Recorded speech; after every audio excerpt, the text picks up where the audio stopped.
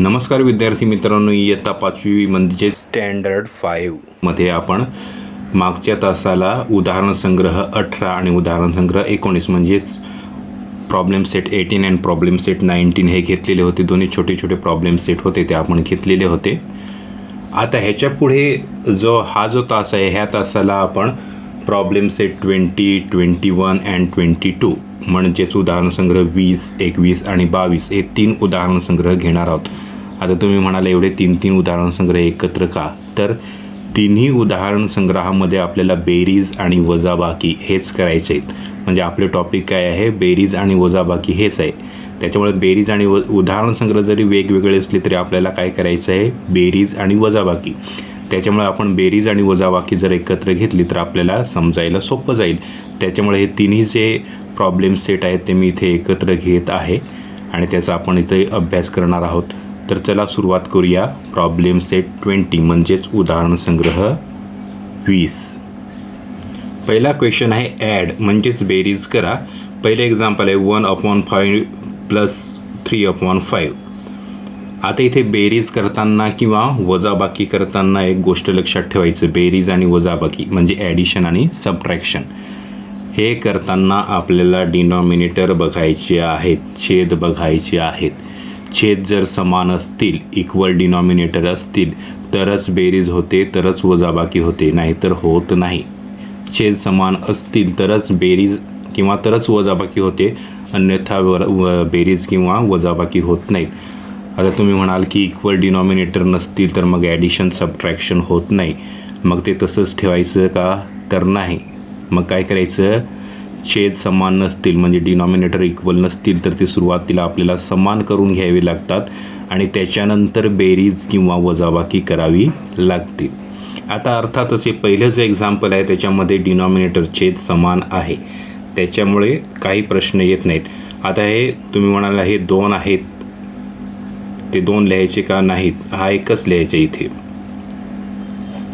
वरती 1 अधिक 3 1 प्लस 3 म्हणजेच 4/5.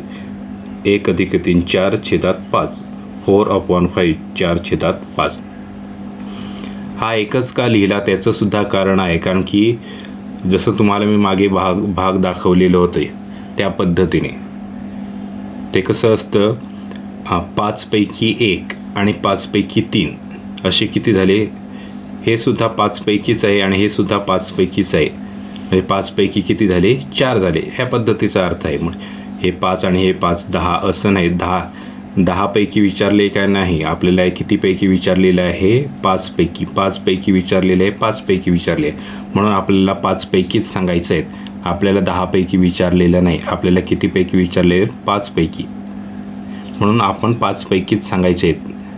नाहीतर काही विद्यार्थी 10 पैकी सांगतात. 10 पैकी आपल्याला विचारलेलं आहे का? नाही, 5 पैकी विचारलेलं म्हणून 5 पैकीच येणार आहे ते. म्हणून हा छेद, हा डिनॉमिनेटर आपण एकदाच लिहितो 5. मग हा इथे 4/5 4/5 असं आलेलं आहे. हे पहिले एक्झाम्पल आहे. दुसरं एक्झाम्पल मी इथे लिहितो 2/7 प्लस 4/7. आता इथे सुद्धा छेद समान आहे, तो जशाच्या तसा आपण लिहितो. 2 अधिक 4 किती झाले? 2 अधिक 4 6/7. सोपं आहे ना? सोपं आहे, जास्त समजावून सांगितलं नाही तरी सुद्धा तुमच्या लगेच लक्षात येईल. तिसरं मी लिहितो 7/12 अधिक 2/12. आता इथे बघा पुन्हा छेद समान आहे. 7 अधिक 2 किती होतात? 9. छेदात किती आहेत? 12. आता असं असल्यानंतर थोडीशी आणखी आपल्याला स्टेप करावी लागते, कारण की 9 आणि 12 कोणत्या तरी एकाच पाढ्यात येतात किंवा कोणत्या तरी एकाच संख्येने त्यांना भाग जातो. कशाने भाग जातो? 3ने भाग जातो. बघा 3 त्रिक 9, बरोबर ना? 3 चौक 12 ह्या पद्धतीने. तर हे आपलं उत्तर येतं. तर हे सुद्धा बघायचं आहे जे आपण उत्तर काढतो. जसं इथे आपण हे उत्तर काढलेलं आहे, हे आपलं आन्सर आलेलं आहे ह्या ठिकाणी. हे आलेलं आहे आपलं आन्सर इथे. मग हे जे आलेलं आन्सर आहे त्याला जर एकाच संख्येने भाग जात असेल तर भाग द्यायचा आहे. सो इथे 6ला आणि 7ला एकाच संख्येने भाग जात नाही म्हणून तो भाग दिलेला नाही. 4ला आणि 5ला सुद्धा एकाच संख्येने भाग जात नाही म्हणून तो दिलेला नाही. जर भाग जात असेल तर द्यायचा आहे. जात असेल तर भाग द्यायचा आहे ह्या पद्धतीने. आता चौथं एक्झाम्पल मी घेतो. चौथं आहे 2/9 + 7/9. बघा छेद किती आहे 9. इथे 2 + 7. 2 + 7 किती होतात 9. छेदात किती आहेत 9. आता कितीने भाग जाईल 9ने.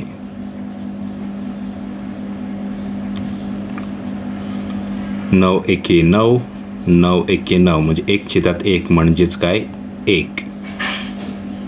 म्हणजे आपली किंमत किती आली 1. आता इथे तुमचं चांगले लक्षात येईल की भाग का देणे गरजेचं आहे, कारण की आपल्याला खरी किंमत समजणे गरजेचं आहे. जशी ह्याची जी आहे ह्याची खरी किंमत किती आहे 1 आहे. किती आहे 1. हा म्हणजे काय आहे 1 खरी किंमत समजणे गरजेचे आहे म्हणून भाग जात असेल तर भाग द्यायचा आहे. जसं आपण इथे भाग दिलेला आहे. भाग जात असेल तर भाग देणे गरजेचंच आहे. डिव्हिजन करणे गरजेचंच आहे. जिथे भाग जात नसेल तिथे ओढून ताणून भाग द्यायचा नाही. डिव्हिजन करायची नाही. जात असेल तरच द्यायचा आहे. इथे भाग जातो म्हणून आपण इथे भाग दिलेला आहे. हे चौथं एक्झाम्पल होतं.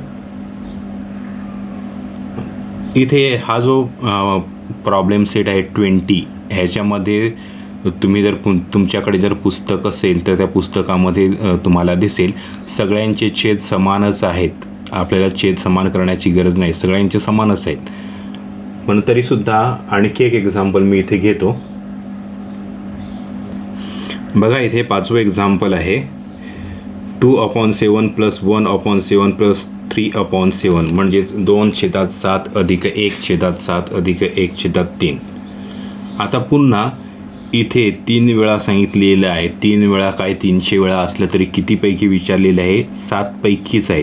7 पैकी 2, 7 पैकी 1, 7 पैकी 3 असं 7 पैकीच विचारलेलं आहे की 21 पैकी विचारलेलं आहे का नाही. 7 पैकीच आहे. 7 पैकी 2, 7 पैकी 1, 7 पैकी 3 असंच आहे. म्हणून इथे आपल्याला जसं आपण इथे लिहिलेलं होतं की इथे 2दा आहे तर एकदाच छेद लिहिलेला आहे, तसं इथे 3दा असलं तरी तो एकदाच लिहायचा आहे. आता म्हटलं त्या पद्धतीने 3दा काय 300 वेळा असला तरी तो एकदाच लिहायचा आहे समान असेल तर. 2 + 1 + 3 आपला छेद आहे 7. 2 आणि 1 3 आणि 3 6. 6/7. आता यांना काही भाग जात नाही त्याच्यामुळे आहे तसंच ठेवायचे आहेत. तर ही जी एक्झाम्पल्स आहेत ते ह्या पद्धतीचे एक्झाम्पल्स आहेत जे आपल्याला इथे सोडवायची आहेत किंवा सोडवायची होती. त्या हा जो पहिला जो क्वेश्चन होता बेरीज करा किंवा ॲड हा आपण इथे घेतलेला आहे. ह्याच्यानंतर आपल्याला काही स्टेटमेंट्स एक्झाम्पल्स आहेत किंवा शाब्दिक उदाहरणं आहेत तीसुद्धा आपण बघूया. तर आता आपण शाब्दिक उदाहरणं घेऊया. चला सुरुवात करू.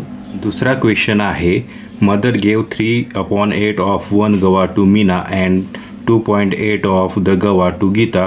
What part of guava did she gave them all together. आईने एक पेरू आणला त्यातील 3/8 भाग मीनाला व 2/8 भाग गीताला दिला तर दोघींना मिळून किती भाग दिला. आता इथे बघा 3/8 भाग मीनाला दिलेला आहे. 2/8 भाग गीताला दिलेला आहे. ऑल टुगेदर दोघींना मिळून किंवा ऑल टुगेदर म्हणजे काय करणार बेरीज. मग बेरीज केलेलं आहे. तर हा डिनॉमिनेटर इक्वल आहे. इथे 8 लिहिलेलं आहे. 3 + 2 3 + 2 लिहिलं मी इथे. तर हा 8 आहे तो मी इथे लिहिलेला आहे. 3 + 2 = 5 लिहिलेलं आहे. म्हणजे किती पार्ट दिला 5/8. मग ते मी इथे लिहितो mother gave 5/8 part them all together म्हणजेच आईने त्यांना एकत्रितपणे 5/8 एवढा भाग दिला. बघा तिसरा क्वेश्चन आहे, the girls of standard 5 clean 3/4 of a field while the boys clean 1/4. What part the field was clean all together. म्हणजेच एका मैदानाचा 3/4 भाग 5वीच्या मुलांनी व 1/4 भाग 4थीच्या मुलांनी स्वच्छ केला, तर त्या मैदानाचा एकूण भाग किती भाग स्वच्छ झाला. अर्थातच इंग्लिशमधलं आणि मराठीमधलं अशी दोन वेगवेगळे क्वेश्चन्स आहेत. इंग्लिशमध्ये काय म्हटलेलं आहे की इयत्ता 5वीचीच मुलं आणि मुली, इयत्ता 5वीच्या मुलींनी 3/4 आणि मुलांनी 1/4 एवढा भाग स्वच्छ केलेला आहे. तर मराठीमध्ये 4थीची आणि 5वीची अशी मुलं दिलेली आहेत. तर 5वीच्या मुलांनी 3/4 आणि 4थीच्या मुलांनी 1/4 हा भाग स्वच्छ केलेला आहे. एकत्रितपणे ऑल टुगेदर किती भाग स्वच्छ केला. अर्थातच आता इथे बघा 3/4 हा भाग आहे आणि 1/4 हा भाग आहे. ऑल टुगेदर एकत्रितपणे म्हणजे बेरीज करणार, जी बेरीज मी इथे केलेली आहे. 4 आहे तो इथे मी लिहिलेला आहे. 3 अधिक 1 3 + 1 किती झाला 4. हा छेदातला 4 इथे लिहिलेला आहे. आता 4/4 यांना 4ने भाग जातो, जो मी इथे दिलेला आहे. बघा 4/4 4/4 4 एके 4 4 एके 4 1/1 म्हणजेच काय उत्तर किती आलं 1 आलेलं आहे. मग मी इथे पुढे लिहिलेलं आहे, 1 फुल field clean by the girls and boys of standard 5. म्हणजे 4थीच्या व 5वीच्या मुलांनी मिळून सर्व मैदान स्वच्छ केले. हा इंग्लिशमधला वेगळा क्वेश्चन आहे, त्याच्यामुळे इथे वेगळं आन्सर येतं. मराठीच्या मुलांचं वेगळं. मराठीच्या मुलांच्या इथे 4थीची व 5वीची मुलं येतील, तर इंग्लिशमध्ये फक्त 5वीची मुलं आणि मुली एवढं येईल, म्हणजेच स्टँडर्ड 5 एवढंच येईल. तर ह्या पद्धतीने हे जे आन्सर आहे ते आपण इथे काढलेलं आहे. तर अर्थातच हे तुमच्या लक्षात आलेलंच असेल. आता ह्याच्यानंतर आपण पुढचा प्रॉब्लेम सेट बघणार आहोत. कोणता प्रॉब्लेम सेट 21 म्हणजेच उदाहरणसंग्रह 21. याच्यामध्ये आपल्याला वजाबाकी करायची आहे. चला सुरुवात करूया. बघा इथे वजाबाकी करा, सबट्रॅक्ट असं आहे, ते मी तुम्हाला इथे दाखवतो. बघा पहिलं एक्झाम्पल आहे 5/7 - 1/7.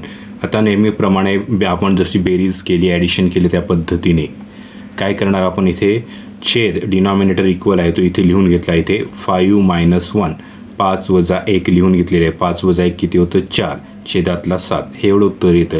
जसं बेरीज केली आपण त्याच पद्धतीचं आहे, विशेष असं काही नाही, तुम्ही सहज करू शकता. आता दुसरं एक्झाम्पल घेतो मी.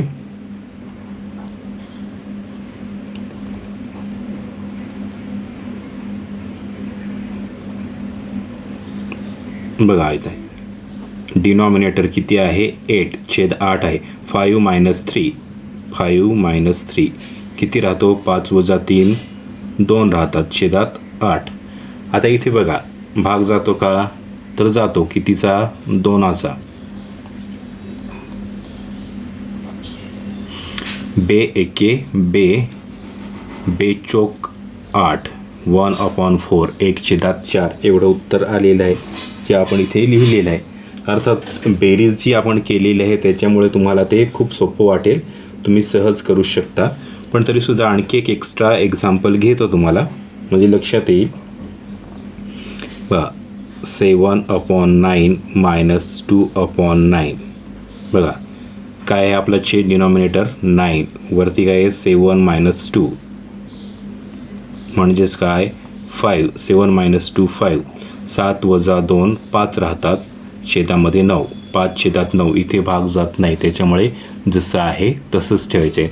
तर ही वजाबाकी होती. अर्थातच आपण बेरजेचे एक्झाम्पल सोडवलेले आहेत, त्याच्यामुळे वजाबाकीबद्दल तुम्हाला जास्त काही सांगायला नको, तुम्हाला ते समजलेलं असेल. आणखी एक एक्झाम्पल घेतो. कोणतं घेऊ, 6वं एक्झाम्पल आहे तुमच्या पुस्तकामध्ये, तेच घेतो मी इथे. 7/10 - 3/10 म्हणजेच आता आपला डिनॉमिनेटर किती आहे 10. 7 - 3 7 - 3 किती राहतात 5, छेदामध्ये 10. आता इथे भाग जातो का? अर्थातच जातो, 5चा भाग जातो. 5 एके 5, 5 दुने 10, 1/2 म्हणजे 1/2 एवढं त्याचं उत्तर येईल. तर ही अशा पद्धतीची एक्झाम्पल्स आहेत, ती सहज तुम्हाला जमतील. बेरीज आणि वजाबाकी दोन्ही साधारणतः एकाच पद्धतीने करायची असतात, जी तुमची चांगलीच लक्षात आलेली असतील.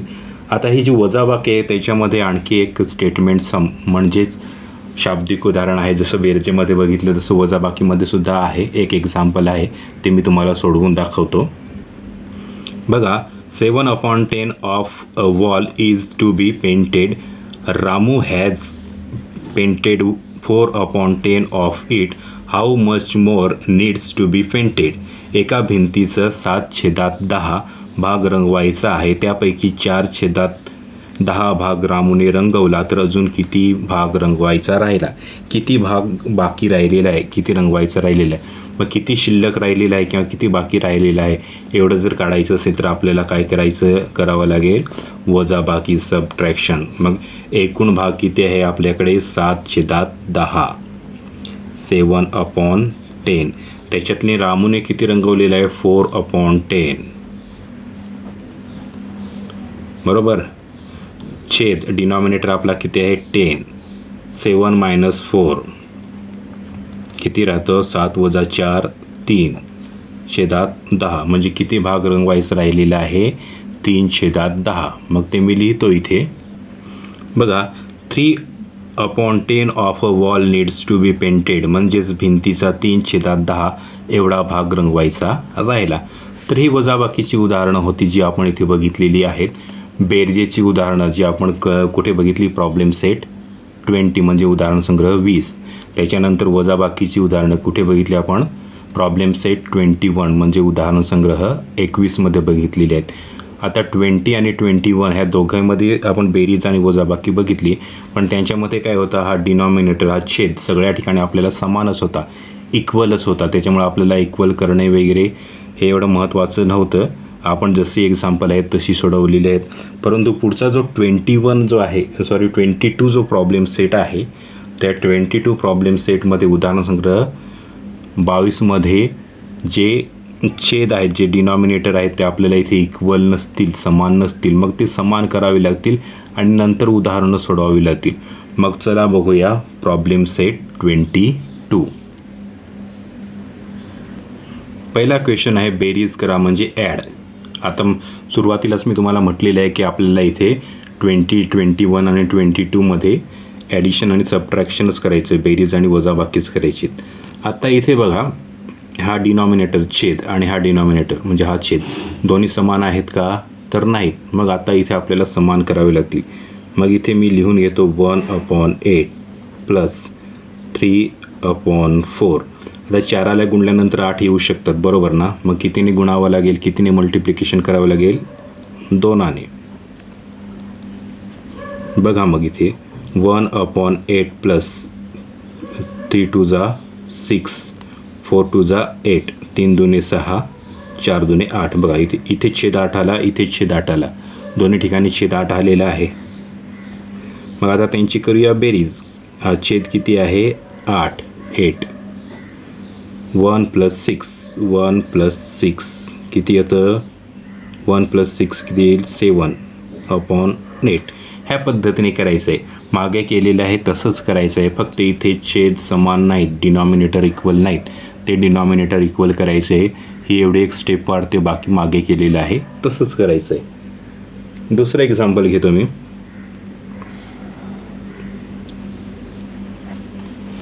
बघा, 2/21 प्लस 3/7. आता इथे सुद्धा 21 आहे आणि 7 आहे. मग आपल्याला सुरुवातीला काय करावं लागेल? इक्वल करावे लागेल. मग इथे बघा, 2/21 प्लस 3/7. 7 गुणल्यानंतर 21 येतात. कितीने गुणावं लागेल? अर्थातच मल्टिप्लाय बाय 3. इथे 3ने गुणलं, इथे सुद्धा 3ने गुणतो आपण. 2/21 प्लस 3 त्रिक 9, 7 त्रिक 21. बघा इथे छेद 21 आला, इथे छेद 21 आला. मग आता छेद समान झालेला आहे, बरोबर ना. किती झाला आहे तो 21. 2 + 9, 2 + 9 किती होतात 11/21. तर या पद्धतीने आहे. अजून एक घेऊया आपण. तिसरं एक्झाम्पल आहे 2/5 + 1/3. 2/5 अधिक 3/1/3. आता इथे बघा, इथे जसं इथे आपण 7ला 3ने गुणल्यानंतर 21 येतात हे इथे, किंवा इथे 4ला 2ने गुणल्यानंतर 8 येतात, तसं 5ला गुणल्यानंतर 3 किंवा 3ला गुणल्यानंतर 5 असं येत नाही. मग आपण काय करतो, हा 2/5 आहे त्याला कितीने गुणणार 3ने, आणि हा 1/3 आहे, 1/3 1/3 हा जो आहे त्याला कितीने गुणणार 5ने. मध्ये बेरजेचं चिन्ह आहे, ॲडिशन.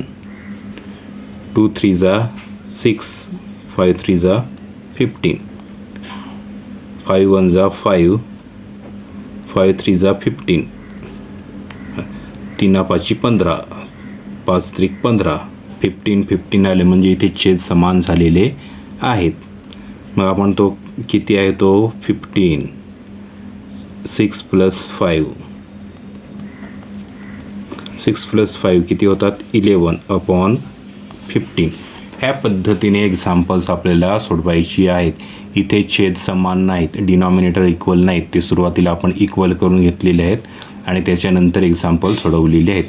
तर ही जी एक्झाम्पल्स आहेत ती आपल्याला ह्या पद्धतीने करायची आहेत. ह्याच्यामध्ये दुसरा क्वेश्चन आहे सबट्रॅक्ट, वजाबाकी करा, ते आपण बघूया.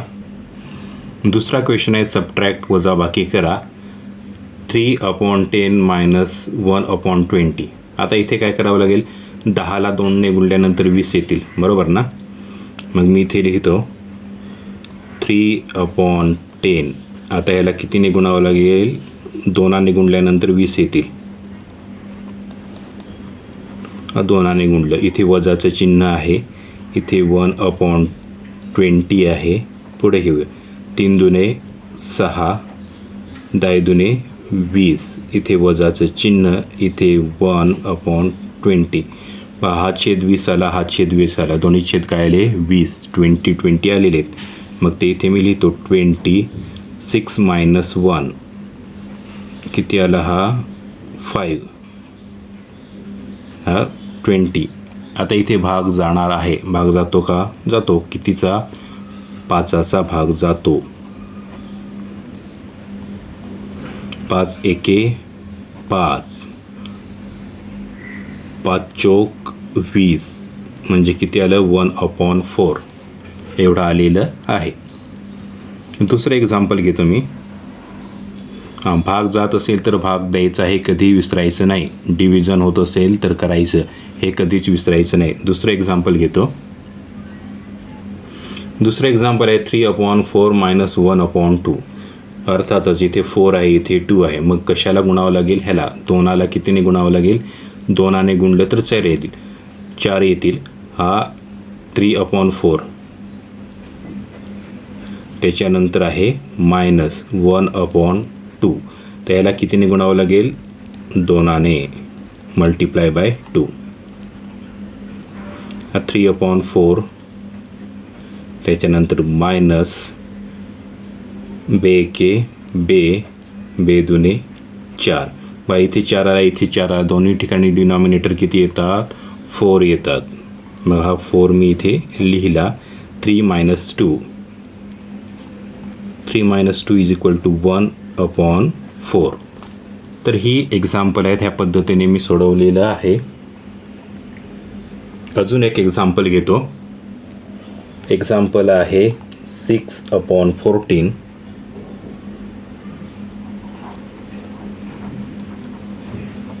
-2/7. 6/14 - 2/7 बघूया. बघा आता इथे कशाला, हा 7ला गुणल्यानंतर 14 येतील, 7 दुने 14 म्हणजे इथे 2ने गुणावं लागेल. मी लिहितो इथे 6/14 6/14 त्याच्यानंतर मायनस त्याच्यानंतर 2/7. इथे 7ला कितीने गुणावं लागेल 2ने. बघा इथे 2ने गुणलं, इथे 2ने गुणलं. 6/14 मायनस 2 दुने 4, 7 दुने 14. बघा इथे 14, इथे 14, दोन्ही ठिकाणी 14 आलेले आहेत. मग आता इथे काय करणार आपण, 14 लिहिलेलं आहे. इथे 6 - 4 किती येतं, 6 - 4 2 आणि हा 14. आता इथे भाग जातो का, अर्थातच जातो. कितीचा, 2चा. बे एके बे, बे साती 14, 1/7 एवढं उत्तर येतं. तर ही बेरजेची आणि वजाबाकीचे एक्झाम्पल्स आहेत, ती आपण प्रॉब्लेम सेट 20, 21 आणि 22 ह्या 3 उदाहरण संग्रहात बघितलेले आहेत. उदाहरण संग्रह 20, 21 आणि 22मध्ये बघितलेली आहेत. आणि त्याच्यामुळे सगळी बेरीज आणि वजाबाकीचीच उदाहरणं आहेत, त्याच्यामुळे ती चांगली तुमची पक्की झालेली असतील. तरी अजून काही अडचणी असतील तर चांगली प्रॅक्टिस करायची आहेत. आणि तरीसुद्धा समजलं नाही तर तुम्ही मला विचारू शकता. तर ह्या जे उदाहरण संग्रह झालेले आहेत त्यांचा अभ्यास करा. ह्या तासाला आपण इथे थांबूया. पुढच्या तासाला आपण पुढचा अभ्यास घेऊ. धन्यवाद.